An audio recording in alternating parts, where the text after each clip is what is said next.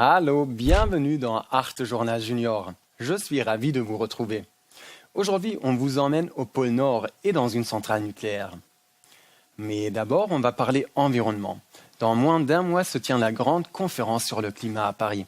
C'est peut-être la dernière chance de sauver notre planète.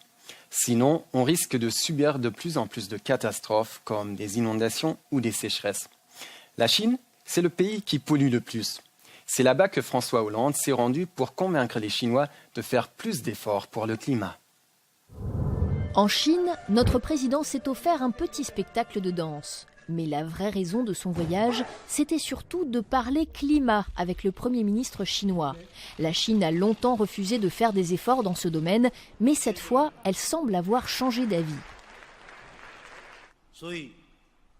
Nous allons suivre la voie du développement vert en Chine et y adapter notre économie.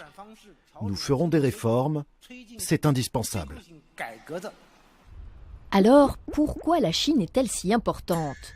Parce qu'un habitant de notre planète sur 5 est un Chinois.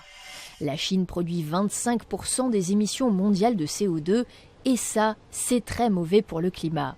Et surtout, l'industrie chinoise a fait un formidable bond en avant ces 10 dernières années. En partie parce que nous achetons là-bas tout un tas de marchandises pas chères.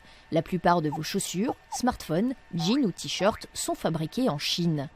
Grâce à cela, le niveau de vie des Chinois s'est amélioré. Ils ont pu acheter plus de voitures et construire des routes. Du coup, dans les grandes villes comme Pékin, l'air est devenu si pollué qu'il présente un danger pour la santé des habitants.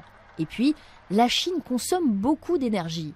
Celle-ci est produite en grande partie à partir de charbon, ce qui pollue énormément l'air.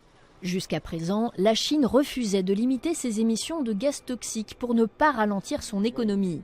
Alors si aujourd'hui elle est vraiment prête à lutter contre le réchauffement climatique, c'est une très bonne nouvelle.